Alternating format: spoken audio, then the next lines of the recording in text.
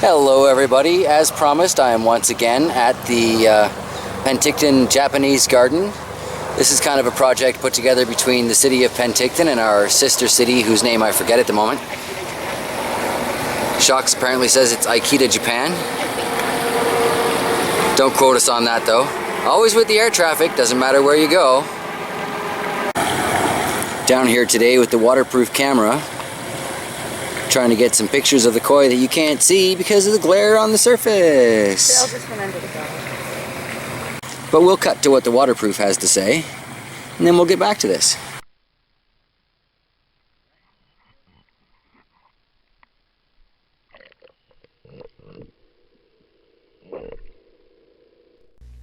So the fish were pretty curious as to the camera when I first dropped it in the water.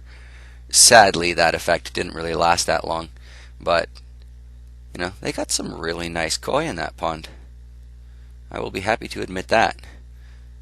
Although I gotta say, I kind of expected a lot cleaner water in general. Hello, big fish. But, you know, all in all, they probably still haven't done their spring maintenance there yet. They've got a lot of things going on. It's also an art center and several other different things at the same time. So, for anybody who was thinking my sump tank was kind of dirty, you know, I offer you this pond. Anyway, as you can see, there's definitely some big goldfish in there, and they've definitely got some really nice looking koi as well. They've got some really nice butterfly koi in here. There's this one white one who shows up a little later on staring at the cameras. A very nice example of that butterfly fin koi.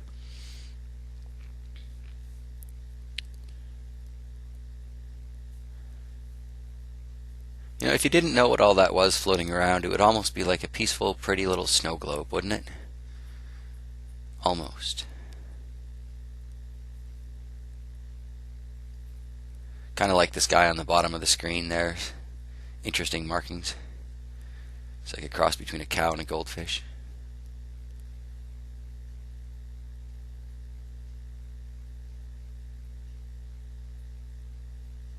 That one there's got some lovely fins on it. I definitely want to make sure that once I start breeding koi at Clean Valley Farms, I'm going to be breeding both varieties, the standard and the long fin. I just really enjoy the grace of movement that seems to come along with the long fin koi. That being said, I really like that metallic sheen on the one that just went by. Quite interesting. And I'll probably still keep my comets for a good long time, and they've been good to me. Not quite as big as that one though. Oh my.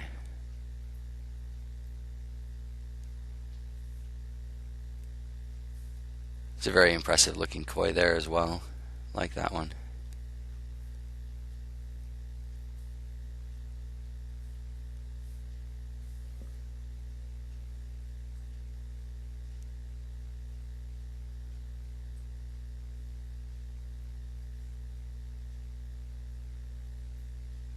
They definitely lost interest in the camera early on in this adventure. I ended up cutting out like 20 minutes of just nothing. Nothing but creepy, dirty snow globe from the bottom of the pond.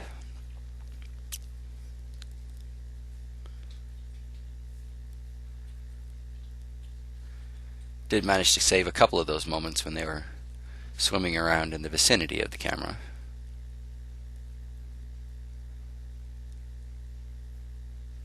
But there really weren't that many as far as overall time.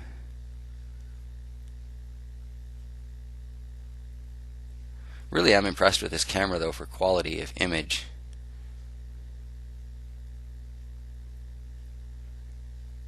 Maybe questionable materials that it's picking up so well, but you know, it's picking it up pretty well.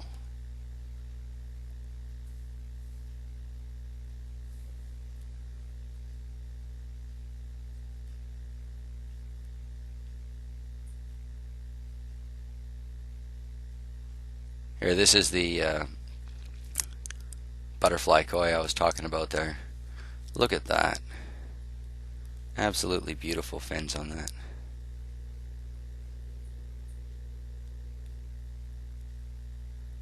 Okay, now, can you find the sucker fish? It's the only fish, right? You'd think it'd be easy enough to find. There he is. Kind of a cute little Muppet-like face on that guy. Didn't stick around long. Tried moving the camera around a few different times to see if I could get their interest again. Didn't really work very well.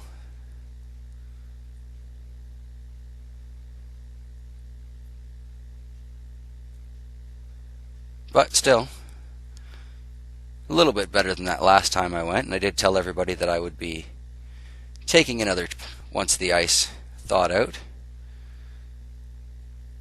Alright. Just to finish this one off, I thought we'd show you just how exactly I managed to keep the camera so steady under the water when it was bobbing around all over the place last time. Been watching a lot of fishing shows, so I've been getting into practicing my hand line fishing. And look what I've caught. Camera on a 2.5 pound plate weight. I've mounted this on my helmet mount, and then I've just secured it underneath the weight, nice and tight, not too worried about it. The weight's tied onto a string, and the camera will float if it becomes separated. So that is how we got these pictures today. Alright everybody, thanks for coming along on yet another adventure with JT Bear and Shocks the Muse. Have yourselves a wonderful day. Bye!